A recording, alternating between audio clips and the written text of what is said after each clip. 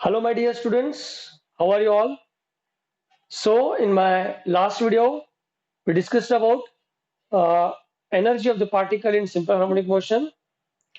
तर आपण लास्ट क्लासमध्ये energy of the particle in simple harmonic motion पाहिलेलं आहे आणि आपल्याला कळालेलं आहे की जेव्हा एक पार्टिकल त्याच्या सिंपल हार्मोनिक मोशन मध्ये असते तेव्हा त्याच्यामध्ये दोन्ही प्रकारची एनर्जी आपल्याला दिसून येतात, कायनेटिक एनर्जी आणि पोटॅन्शियल एनर्जी. कारण ते बॉडी मोशन मध्ये आहे म्हणून त्यामध्ये कायनेटिक एनर्जी आहे आणि कारण ते बॉडी नेहमी त्याच्या मीन पोझिशन कडे ते रिस्टोर करण्याचा प्रयत्न करत असते म्हणून त्याच्यामध्ये पोटॅन्शियल एनर्जी आहे. त्याचबरोबर आपण काल कायनेटिक एनर्जी आणि पोटॅन्शियल एनर्जीचे एक्सप्रेशन पाहिलं आणि कायनेटिक एनर्जी आणि पोटॅन्शियल एनर्जी त्याच्या मीन पोझिशनला आणि एक्स्ट्रीम पोझिशनला काय असतात. ओके, तर आपल्याला हे कळालेलंच आहे. पोटॅन्शियल एनर्जी जर आपण पाहिलं एका सिंपल हार्मोनिक मोशनच्या एक्स्ट्रीम पोझिशनला, जर आपण पेंडुलम एक्झाम्पल घेऊन जर पाहिलं त्याच्या एक्स्ट्रीम पोझिशनला त्याची पोटॅन्शियल एनर्जी मॅक्झिमम असते आणि पोटॅन्शियल एनर्जी त्याच्या मीन पोझिशनला 0 असते. त्याचबरोबर कायनेटिक एनर्जी जे असते ते एक्स्ट्रीम पोझिशनला मिनिमम असते किंवा 0 असते आणि ते मॅक्झिमम त्याच्या मीन पोझिशनला असते. तर तेच कॉन्सेप्ट घेऊन आपण एनर्जी वर्सेस डिस्प्लेसमेंट ग्राफ पाहिलेला आहे. त्या ठिकाणी आपण दोन कर्व ड्रॉ केलेलो. ठीक आहे, तर आपण त्याचा अभ्यास लास्ट क्लासमध्ये केलेला आहे.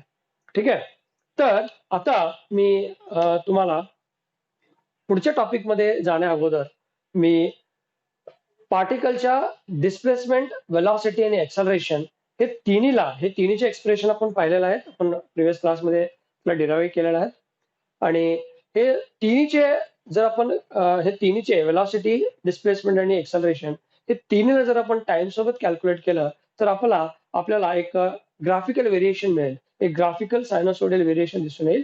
त्याला आपण आता बघायचं आहे कारण की एक्झाम पॉईंट ऑफ व्ह्यू किंवा नीट पॉईंट ऑफ व्ह्यू जर पाहिलं ते ग्राफिकल रिप्रेझेंटेशन खूप इम्पॉर्टंट आहे.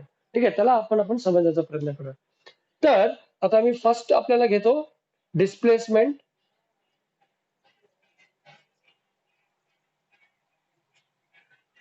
ठीक आहे, so we already know that the displacement of the particle in simple harmonic motion is, we already derived the expression which is y is equal to a sin omega t. जर particle त्याच्या मीन position पासून, त्याच्या rest position पासून जर oscillate करायला सुरुवात करत असेल तर त्याचं डिस्प्लेसमेंट एक्सप्रेशन आपण अशा पद्धतीने लिहितो. ठीक आहे, जेव्हा हे डिस्प्लेसमेंट आपण टाइम सोबत मेजर करू तर आपल्याला एक सायनोसोडियल, एक ग्राफिकल रिप्रेझेंटेशन आपल्याला दिसून येईल. ते कशा पद्धतीचं, आता या ठिकाणी मी दोन एक्सिस घालतो इथे. आता आपल्याला डिस्प्लेसमेंट वर्सेस टाइम हे ग्राफिकल रिप्रेझेंटेशन पाहायचं आहे. तर या ठिकाणी मी वाय आणि एक्स एक्सिस दोन्ही घेतलो. आपल्याला अलॉंग वाय एक्सिस आपल्याला डिस्प्लेसमेंट घ्यायचं आहे, डिस्प्लेसमेंट ऑफ द पार्टिकल, आणि अलॉंग एक्स एक्सिस आपल्याला टाइम घ्यायचं आहे, that is time period of oscillation. Time period of oscillation, it is time required to complete one oscillation. Okay, that is time period. आता जर आपण displacement versus time हे जर आपण ग्राफ प्लॉट केला एका पार्टिकलचा जे सिंपल हार्मोनिक मोशन मध्ये आहे तर आपल्याला ग्राफिकल व्हेरिएशन कशा पद्धतीने लक्षात येईल, तर ह्याला आपण इथे म्हणतो मीन पोझिशन. ठीक आहे, तर हे आहे वाय ऍक्सिस आणि अलॉंग वाय ऍक्सिस हे पार्टिकल डिस्प्लेस म्हणजे ऑसिलेट करत आहे. आता हे त्याच्या मीन पोझिशनला इथे आहे, हे असं वर खाली असं ऑसिलेट करत आहे. ह्याच डिस्प्लेसमेंटला हे मीन पोझिशन कडून दोन्ही बाजूला जे बॉडी डिस्प्लेस होत असं ऑसिलेट करत असते ना, ह्याच डिस्प्लेसमेंटला जर आपण टाइम सोबत मेजर केला तर आपल्याला एक व्हेरिएशन आपल्याला दिसून येईल. तर आता डिस्प्लेसमेंटचं जर मी ग्राफ घालायला पाहिलं तर at mean position the displacement of the particle is 0, so the particle is here. Mean पोझिशनला डिस्प्लेसमेंट 0 असतं म्हणून हे पार्टिकल असतं इथे. ठीक आहे, आता जेव्हा एक बॉडी ऑसिलेट करत असते त्याच्या मीन पोझिशन पासून ते एक मॅक्झिमम डिस्प्लेसमेंटला अशा पद्धतीने ते व्हेरिएशन म्हणजे एका मॅक्झिमम हाईटला अजून परत वापस येईल. ते म्हणजे टाइम सोबत त्याला आपण मेजर केला तर हे अशा पद्धतीचं आपल्याला लक्षात येईल. ठीक आहे, म्हणजे एका मॅक्झिमम डिस्प्लेसमेंट पोझिशनला जाऊन ती बॉडी परत येते त्याच्या मीन पोझिशनकडे. तर हे मॅक्झिमम डिस्प्लेसमेंट पोझिशनला आपण म्हणतो अँप्लिट्यूड म्हणतो. ठीक आहे, तर परत त्याच्या मीन पोझिशनला बॉडी येते, एका ठिकाणी जाऊन असं वापस येते, परत तिथून ते डायरेक्शन चेंज करत दुसऱ्या डायरेक्शनला एक परत डिस्प्लेसमेंट करते मॅक्झिमम. त्यालाही आपण इकडे मायनस अँप्लिट्यूड असं लिहू शकतो. डायरेक्शन चेंज आहे तर मायनस येथे लिहू शकतो आपण. ठीक आहे. तर आपण जर डिस्प्लेसमेंट वर्सेस टाइम ग्राफ जर पाहिलं तर हे अशा पद्धतीचं आहे. इथे टाइम पिरियड 0 होता म्हणून डिस्प्लेसमेंट 0 होता. बॉडी त्याच्या मेन पोझिशनला होती. जेव्हा बॉडी एका डायरेक्शनला मूव्ह करत मॅक्झिमम डिस्प्लेसमेंट एका डायरेक्शन मध्ये करते. म्हणजे तुम्हाला हे ऑलरेडी माहितच आहे, तरी मी तुम्हाला सांगतो पेंडुलमचं एक्झाम्पल घेऊन. हे आहे पेंडुलम, हे आहे स्ट्रिंग, इथे एक मेटॅलिक बॉब आहे. तर हे त्याच्या मेन पोझिशनला आहे. मेन पोझिशनला डिस्प्लेसमेंट 0 असतं म्हणून पार्टिकल इथे असते. आता हे इथून डिस्प्लेस करत, इथून ऑसिलेट करत, समजा इथे आले, मॅक्झिमम डिस्प्लेसमेंट पोझिशनला आले इथे, तर इथे मॅक्झिमम डिस्प्लेसमेंट झालेलं आहे, त्याला आपण एक्सेलरेशन सॉरी अँप्लिट्यूड असं म्हणतो. हे मॅक्झिमम डिस्प्लेस एका डायरेक्शनला गेले, ते एका डायरेक्शनला टाइम सोबत असे गेले, परत तिथून हे वापस आले, तिथून परत हे वापस आले, तिथून हे डायरेक्शन बदलत परत हे पेंडुलम असं ऑसिलेट करत इकडे आलं ह्याच. तर डिस्प्लेसमेंट वर्सेस टाइम जर आपण ग्राफ पाहिला तर अशा पद्धतीचा आहे. इथे आपलं लक्षात ठेवायचं आहे, तर इथून बॉडी म्हणजे मेन पोझिशन पासून एक मॅक्झिमम डिस्प्लेसमेंट जाण्यासाठी किती टाइम पिरियड लागतो त्याला, म्हणजे इथून एक मॅक्झिमम डिस्प्लेसमेंट जाण्यासाठी त्याला आपण घेतो T/4, म्हणजे 1/4 ऑफ द टाइम पिरियड. इथं आल्यावर तिथून परत वापस जेव्हा येईल, म्हणजे एक सायकल, एक हाफ सायकल संपला, तेव्हा टाइम पिरियड किती लागणार T/2. तिथून इथे आले तर इथे 3/4 सायकल कम्प्लीट झालेलं असतं म्हणून 3T/4 असं घेतो आपण. इथून परत जेव्हा इथे आली तेव्हा एक कम्प्लीट सायकल झालेला असतो आणि एक कम्प्लीट सायकल होण्यासाठी किती टाइम लागतो त्याला आपण टाइम पिरियड म्हणतो टी. तर हे झालं डिस्प्लेसमेंट वर्सेस टाइमचं व्हेरिएशन. म्हणजे अशा पद्धतीने आपण ग्राफिकल रिप्रेझेंटेशन करतो. हे ऑलरेडी आपण पाहिलेलं आहे. आता अशाच पद्धतीने जर मी सेकंड पॉइंट मध्ये तुम्हाला वेलॉसिटी, आता वेलॉसिटी वर्सेस टाइम ग्राफ जर आपण घातलं, हे कशा पद्धतीचं असेल. ठीक आहे. आता ऑलरेडी आपल्याला माहिती आहे velocity of the particle in simple harmonic motion, त्याचा फॉर्म्युला काय असेल, v is equal to omega under root a square minus y square. This is a formula of velocity of the particle in simple harmonic motion. ठीक आहे. हेही आपल्याला माहित आहे की पार्टिकलची वेलॉसिटी त्याच्या एक्स्ट्रीम पोझिशनला 0 असते. म्हणजे हे दोन्हीची एक्स्ट्रीम पोझिशन असते त्या ठिकाणी पार्टिकलची वेलॉसिटी 0 असते आणि हे मॅक्झिमम असते इथे. ठीक आहे. तर at mean position the velocity of the particle is maximum. तर आता आपण वेलॉसिटी वर्सेस टाइम जर ग्राफ घातलं, तर आता मी अलॉंग वाय ऍक्सिस घेतो वेलॉसिटी आणि अलॉंग एक्स ऍक्सिस घेतो टाइम पिरियड. आणि ह्याला आपण काय म्हणतो, ह्याला आपण म्हणतो मीन position.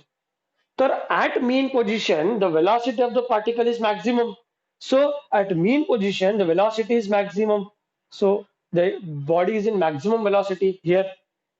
So as the body moves from its mean position towards its extreme position, its velocity goes on decreases. So likewise variation you can observe. तर काय होते, त्याच्या मेन पोझिशनला त्याची मॅक्झिमम वेलॉसिटी असते, वेलॉसिटी मॅक्झिमम असते इथे. तेव्हा इथून हे ऑसिलेट करत त्याच्या एक्स्ट्रीम पोझिशनकडे जात असते. जसं जसं इकडे जाते त्याची वेलॉसिटी कमी कमी कमी कमी होत जाते. ह्या ठिकाणी फुल झिरो, वेलॉसिटी 0, म्हणून ते तिथे थांबते.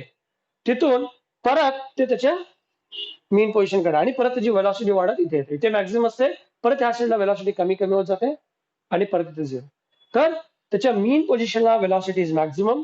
जसं जसं तिथे त्या मेन पोझिशन कडून जर आपण टाइम सोबत त्याला मेजर केलं तर हे कमी कमी कमी होत डायरेक्शन चेंज करत इथे येते. इथून परत ही डायरेक्शन चेंज करत अशा पद्धतीने ती परत वेलॉसिटी वाढत इथून कमी होते, परत वेलॉसिटी वाढत जाते. म्हणजे इथून जेव्हा इथून जर सोडलं आपण याला, वेलॉसिटी ते 0 असते, इथून वाढत जाते, परत इथून कमी होत जाते, तिथून परत हे वापस येतात, परत ती वेलॉसिटी वाढत जाते. म्हणजे असे कमी होत परत ती वाढत जाते. तर ह्या ठिकाणी जर आपण वेलॉसिटी वर्सेस टाइमचा ग्राफ जर पाहिला, हे ग्राफ अशा पद्धतीचा आहे. Velocity versus time period of a simple pendulum, म्हणजे of a simple harmonic motion. तर ह्या ठिकाणी सेम आहे. तर इथे टाइम होता 0, इथे येण्यासाठी बॉडीला इथून इथे येण्यासाठी इथे टाइम पिरियड काय असेल, इथं असेल T/4. तिथून परत इथे येण्यासाठी लागेल T/2. Okay, sorry T/4. इथे परत एक हाफ सेकंड झालं, इथे T/2. परत इथे येण्यासाठी लागेल 3T/4 आणि परत या ठिकाणी जर आपण पाहिलं इट इज T. तर इथून हे असं एक सायकल संपला, एक सायकल संपला, म्हणजे बॉडी इथून स्टार्ट झाली, दुसऱ्या बाजूला गेली, परत इथे आली. तर ह्याला म्हणजे एक सायकल संपण्यासाठी टाइम पिरियड लागला T. तर हे झालं वेलॉसिटी वर्सेस टाइम हे अशा पद्धतीने आपण ग्राफिकल रिप्रेझेंटेशन करतो एका सिंपल हार्मोनिक मोशनचं. तर त्याच पद्धतीने आता आपण एक्सेलरेशन आपल्याला पाहायचं आहे.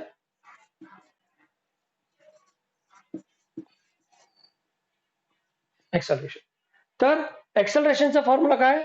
What is the acceleration formula of particle in simple harmonic motion? It is minus omega square Y. And why there is minus sign? Because body is always accelerate towards its mean position. त्याच्या mean position. आता जरी हे body इथे गेली तर त्याच्या mean position कडे ते accelerate होत असते. ठीक आहे. आता जेव्हा बॉडी इथे येते, इथून जेव्हा इकडे जाते mean position कडे accelerate होत असते. इथून जेव्हा परत इकडे जाते, परत त्याचं डायरेक्शन चेंज होतं. तर एव्हरी टाइम जे बॉडीचं मोशन आणि त्याचं एक्सेलरेशन आहे, ते डायरेक्शन अपोजिट होत असतं. म्हणून ते आपण मायनस घेतो. ठीक आहे. आणि आपल्याला ऑलरेडी माहित आहे बॉडीचं एक्सेलरेशन कुठल्या ठिकाणी मॅक्सिमम असतं?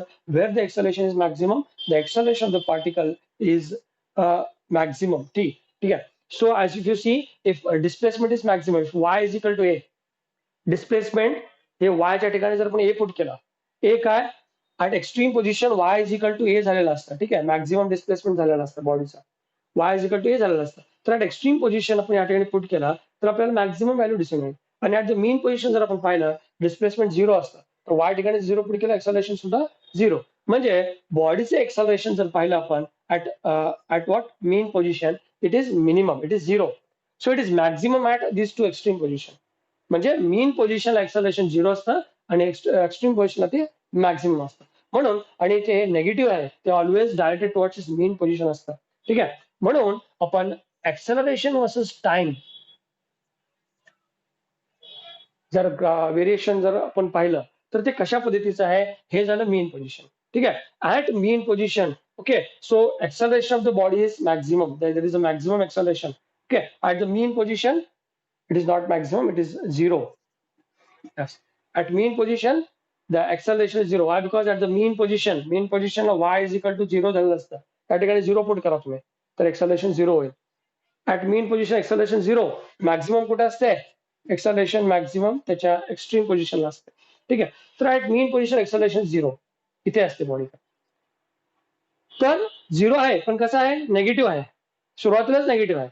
तर याला आपण कशा पद्धतीने रिप्रेझेंट करायचंय? अशा पद्धतीने आपल्याला रिप्रेझेंटेशन करायचं. ठीक आहे. तर इथे नेगेटिव्ह एक्सेलरेशन असेल बॉडीचा, बॉडी त्याच्या मीन पोझिशनला जेव्हा असेल त्याचं एक्सेलरेशन 0 असतं. तिथून जेव्हा बॉडी डिस्प्लेस होत असते तेव्हा ते नेगेटिव्ह, बॉडी जरी पॉझिटिव्ह एक्सेसला डिस्प्लेस झाली तरी त्याचं एक्सेलरेशन टुवर्ड्स मीन पोझिशन कडेच असते, अपोजिट डायरेक्शनला. म्हणून हे टाइम सोबत आपण असं घ्यायचंय, परत इथे, परत इथे, अशा पद्धतीने आपल्याला रिप्रेझेंटेशन करायचं. परत इथे सेम आहे. या ठिकाणी टाइम पिरियड होता T/4, या ठिकाणी होता T/2, या ठिकाणी होतं 3T/4 आणि या ठिकाणी होतं T. ठीक आहे. तर हे आहे acceleration versus time period graph. तर हे डिस्प्लेसमेंट, हे वेलॉसिटी आणि एक्सेलरेशन, हे अशा पद्धतीने आपण ग्राफिकली रिप्रेझेंटेशन करतो. तर तुम्हाला हे ग्राफ लक्षात ठेवायचे आणि कशा पद्धतीने व्हेरीज होता हे आपल्याला लक्षात ठेवायचं. आणि इथे हे लक्षात ठेवण्यासाठी आपल्याला एकच लक्षात ठेवायचं महत्वाचं, एक्सेलरेशन, डिस्प्लेसमेंट, वेलॉसिटी आणि एक्सेलरेशन हे तिन्ही मीन पोझिशनला आणि एक्स्ट्रीम पोझिशनला काय असते हे आपण लास्ट क्लासमध्ये पाहिलेलं आहे. ते जर तुम्ही लक्षात ठेवला तर तुम्हाला हे ग्राफी लक्षात येईल. ठीक आहे. तर आता आपण जाऊया आपल्या पुढच्या टॉपिक.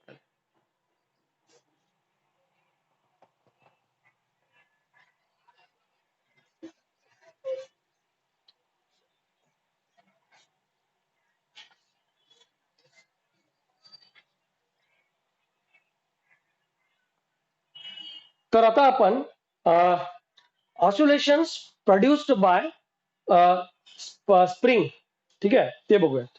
ऑसिलेशन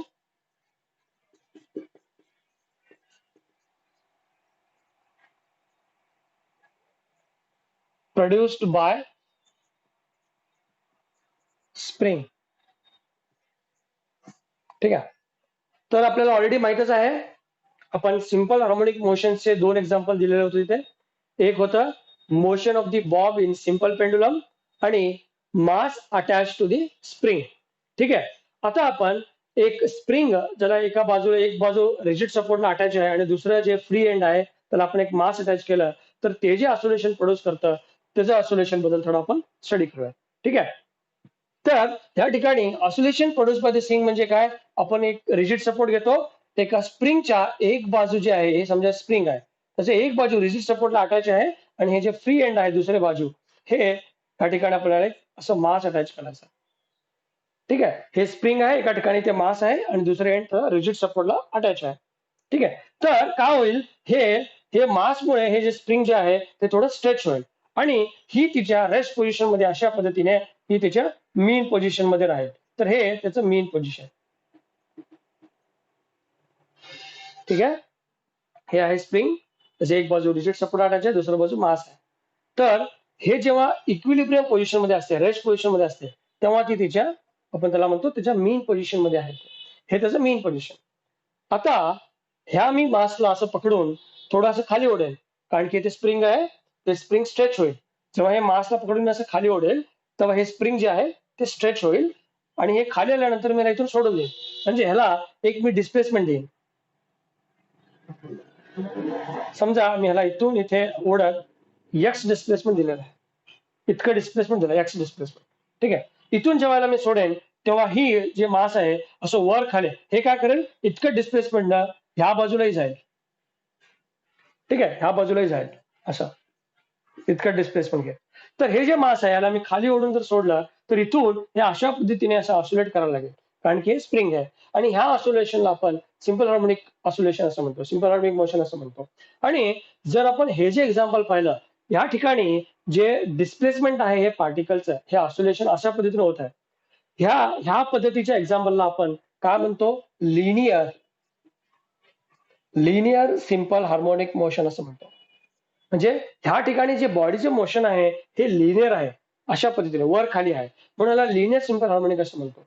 पण जर पेंडुलम जर पाहिलं आपण, सिंपल पेंडुलम जर पाहिलं, त्या ठिकाणी बॉडीचं डिस्प्लेसमेंट कसं आहे, अँग्युलर आहे, म्हणून तसल्या मोशनला आपण angular displacement angular simple harmonic motion असं म्हणतो. ठीक आहे, तर इथे आपल्याला स्प्रिंग मध्ये कशा पद्धतीचं ऑसिलेशन प्रोड्यूस होतं याला समजायचं. तर ह्या मासला आम्ही त्याच्या मेन पोझिशन असं ओढत इथून असं डिस्प्लेसमेंट दिलं, त्याला स्प्रिंगला स्ट्रेच केलं आणि इथून याला सोडलं, तर हे अशा पद्धतीने स्प्रिंग असं ऑसिलेट करावं लागेल. हे जे मास आहे असे वर खाली ऑसिलेट करावं लागेल.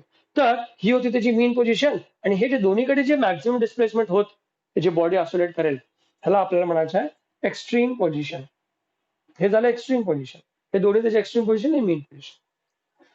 आणि आता इथे आपल्याला मेनली काय लक्षात ठेवायचं आहे, ओके, इथे जे फोर्स लॉ आपण यूज करतो, जे आपण सिंपल हार्मोनिक मोशन मध्ये जे फोर्स लॉ यूज केला होता in case of simple pendulum, तर त्याच पद्धतीचं फोर्स लॉ इथेही आपल्याला होतं.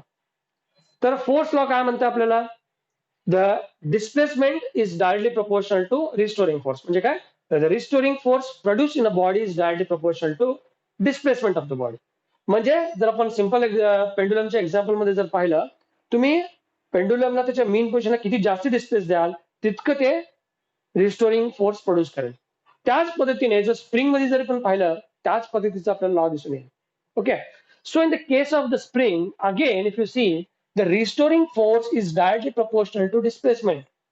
It means समजा हे स्प्रिंग आहे, आता ह्याला मी एक्स डिस्प्लेसमेंट इथपर्यंत ओढलं, ओके, तर ह्याला मी इतकं डिस्प्लेसमेंट दिलं, इतकं डिस्प्लेसमेंट दिल्यामुळे काय होईल, जेव्हा मी ह्याला इथून सोडून देईन तितकंच ते रिस्टोरिंग फोर्स प्रोड्यूस करेल. म्हणजे जर स्प्रिंग जर पाहिलं आपण, समजा स्प्रिंगला मी इतकं ओढलं तर डिस्प्लेसमेंट थोडं दिलं मी, म्हणून सोडल्यानंतर तितकंच रिस्टोरिंग फोर्स ते वापस जाईल, त्याच्या मेन पोझिशनला जाईल.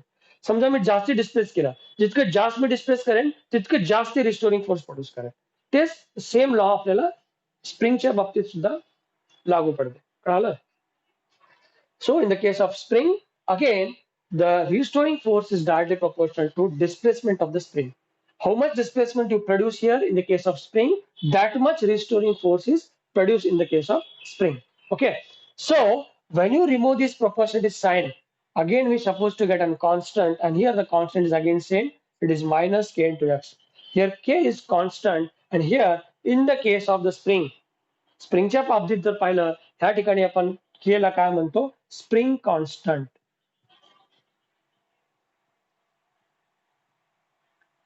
तर लास्ट आपण in the case of simple pendulum केला काय म्हणलं होतं, फोर्स कॉन्स्टंट म्हणलं होतं. पण in the case of spring जर पाहिलं तर ते आपल्याला स्प्रिंग कॉन्स्टंट असं म्हणायचं आहे. ठीक आहे, सो इथे हे स्प्रिंग कॉन्स्टंट. आणि परत इथे नेगेटिव्ह साईन का घेतलं मी? Why there is negative sine?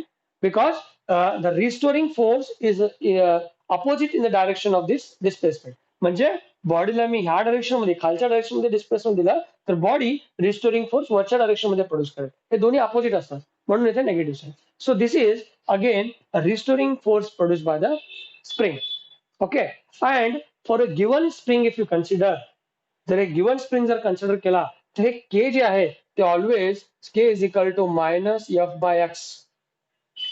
Okay, so here in the case of given spring, the K is constant and that is called as spring constant. Okay, this is spring constant. And again, if you see the concept of simple harmonic motion, जर ह्या ठिकाणी आपल्याला माहिती आहे हे motion कसं पद्धतीचं आहे, सिंपल हार्मोनिक मोशनच आहे. पण हे जे मोशन आहे सिंपल हार्मोनिक मोशन आहे म्हणजे त्याचे एक कॅरेक्टरिस्टिक पण आहे. कुठलं कॅरेक्टरिस्टिक? बॉडी नेहमी त्याच्या मीन पोझिशनकडे एक्सलेट करत असते. म्हणजे इथून ह्याला जर असं ओढलं, इथून जर ह्याला सोडलं तर ते त्याच्या मीन पोझिशनकडे एक्सलेट होणार. इथून हे तर थांबणार नाही, हे पुढे जाणार.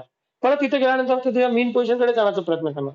तिथून असं म्हणजे काय, ह्या ठिकाणी जे रिस्टोरिंग फोर्स आहे हे इलास्टिक फोर्स आहे आणि ह्या रिस्टोरिंग फोर्स मुळेच बॉडी त्याच्या मीन पोझिशनकडे एक्सेलेट होत असते. म्हणजे इथेही सेम कॉन्सेप्ट आहे. The force which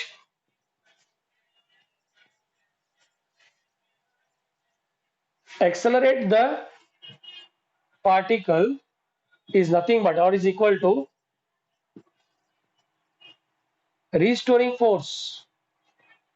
Yes, the force which accelerates the particle towards its mean position, that is nothing but restoring force. हेच restoring force जे आहे ते त्याच्या mean position कडे बॉडीला accelerate करत असते. म्हणजे काय, हे झालं restoring force minus k into x. The force which accelerate the particle, कारण की या पार्टिकलला मास आहे तर हे कुठला फोर्स होईल? F is equal to ma होईल. m is a mass, a is an acceleration. तर हे जे फोर्स आहे, the force which accelerate the particle towards its mean position, this force is nothing but this force, that is what? Restoring force.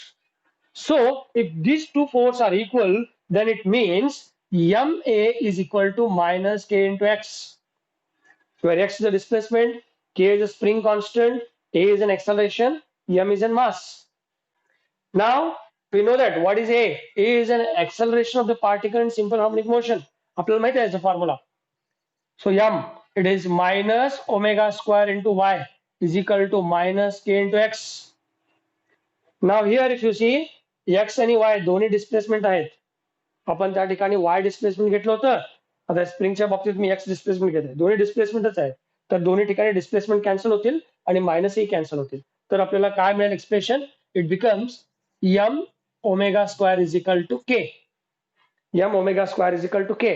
Okay, तर याला आपण आता simplify करूया थोडं. तर आपल्याला भेटलं m omega square is equal to k.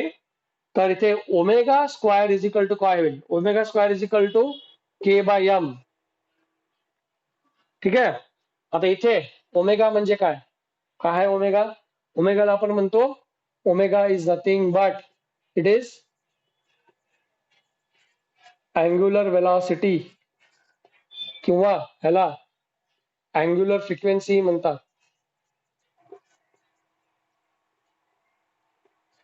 Angular velocity किंवा अँग्युलर फ्रिक्वेन्सी. कशा पद्धतीने आपण ओमेगाला डिफाइन करतो? Omega is equal to angular displacement with respect to time. Angular displacement with respect to time is called as angular frequency. जर in the case of simple pendulum जर पाहिलं तिथे अँग्युलर डिस्प्लेसमेंट होत असतं, म्हणून हे अँग्युलर वेलॉसिटी होते. ठीक आहे. तर हे अँग्युलर डिस्प्लेसमेंट बाय टाइम होते. तर आता आपण काय करतो, सिंपल हार्मोनिक मोशनला केव्हाही एक सर्क्युलर मोशन अशा पद्धतीने पाहतो. ठीक आहे. म्हणून बॉडीचं डिस्प्लेसमेंट आपण अँग्युलर घेतो त्या ठिकाणी. ठीक आहे.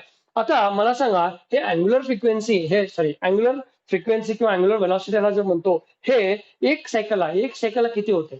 तर एक सायकल जर कम्प्लीट झाला बॉडीचं 1 सायकल, म्हणजे जर ह्या ठिकाणी जर पाहिलं in the case of spring, हे इथे होते अगोदर, ह्याला इथून मी असं सोडला, इथून सोडला, इथून ऍक्सिलेट करणार कारण की असं खाली ओढून मी इथून सोडलं, इथून हे वरचून परत वापस येते ना, हे होतं एक असोलेशन.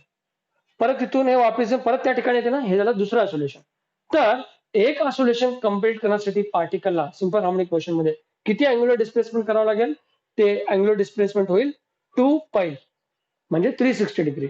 आता आपण सिंपल हार्मोनिक मोशनला सर्क्युलर मोशन सोबत कम्पेअर करतो अशा पद्धतीने. तर हे झालं एक सायकल. इथून बॉडी स्टार्ट झाली, हे झालं एक सायकल. तर एक सायकलसाठी अँग्युलर डिस्प्लेसमेंट किती झालं? 360 डिग्री. हा, तर एक सायकल करण्यासाठी टाइम पिरियड किती लागला? त्याला आपण म्हणतो टाइम पिरियड. ठीक आहे. तर इथे angular displacement for one cycle, for one oscillation, the angular displacement is 360 degree and the time required to complete one oscillation is called as time period t. So now this is becomes the formula of angular frequency or angular velocity, that is 2π by t. 2π by t. हे झालं ओमेगाचा formula. Omega is equal to 2π by t. ठीक आहे. So for one oscillation, if you consider, the angular frequency is 2π by t. Okay. Now similarly, what is the relation of angular frequency and time period? जर आपण या ठिकाणी पाहिलं, frequency आणि time पिरियडचं relation आहे अशा पद्धतीचं इन्व्हर्सली. हे आहे रिलेशन फ्रिक्वेन्सी आणि टाइम पिरियडचं. तर इथे 1/t म्हणजे होतं या फ्रिक्वेन्सी. तर याला अनेक फॉर्म्युला आपण अशा पद्धतीने लिहू शकतो, 2πf. ठीक आहे. तर आता इथे आपल्याला सबस्टिट्यूट करायचं त्याची व्हॅल्यू. पण इथे ओमेगा इज इक्वल टू काय होईल? Omega is equal to √k/m होईल. ठीक आहे. आता ओमेगा म्हणजे काय? ओमेगा म्हणजे 2π by t. तर इथे हे होईल 2π by t is equal to √k/m. आणि आता आपण time period of oscillation of the spring म्हणजे एक एक्सप्रेशन आपल्याला डिराइव्ह करायचं आहे. Time period of oscillation of the spring म्हणजे ह्या स्प्रिंगला एक ऑसिलेशन करण्यासाठी किती टाइम लागतं त्याला आपण टाइम पिरियड म्हणतो. आणि त्या टाइम पिरियडचं फॉर्म्युला आपल्याला इथून डिराइव्ह करायचं. तर इथे टी इज इक्वल टू काय होईल? तर इथे जर आपण पाहिलं, हे what is T? T is equal to काय होईल? टी इज इक्वल टू, आता बघा हे झालं 1/t. हे 2 पहिलं तिकडे घेऊन जा, ते होईल इकडे डिवाइड. तर हे अशा पद्धतीने 1/t is equal to √k/m divide by 2π. तर याला मी अशा पद्धतीने लिहू शकतो की दॅट इज √k/m इंटू 1/2π. ठीक आहे. तर आता रिसिप्रोकल घ्यायचं आपल्याला टी. तर टी इज इक्वल टू काय होईल? टी इज इक्वल टू त्याचा रिसिप्रोकल होईल. तर रिसिप्रोकल ते कशा पद्धतीने आपल्याला लिहायचं? तो it becomes 2π √k/m becomes m/k. So this is the formula of time period of oscillation of a spring. So this is the formula of time period. T is equal to 2π √m/k. Okay. So here m is a mass attached to the spring and k is spring constant. Okay. So likewise you can calculate the time period of oscillation of a mass attached to the spring. Okay. So I hope you understand this one. Okay. So now in the next class we similarly derived an expression for time period of oscillation of a simple pendulum. हे होतं स्प्रिंगचं. Spring मध्ये linear simple harmonic motion असतं. तर ह्याचं time period आपण अशा पद्धतीने calculate करायचं आहे. तर अशाच पद्धतीने आपण एक सिंपल पेंडुलम जर पाहिलं त्याचं टाइम पिरियडचं फॉर्म्युला आपल्याला डिराइव्ह करायचं आहे. ठीक आहे. तर आपण ते नेक्स्ट क्लासमध्ये करू. थँक्यू.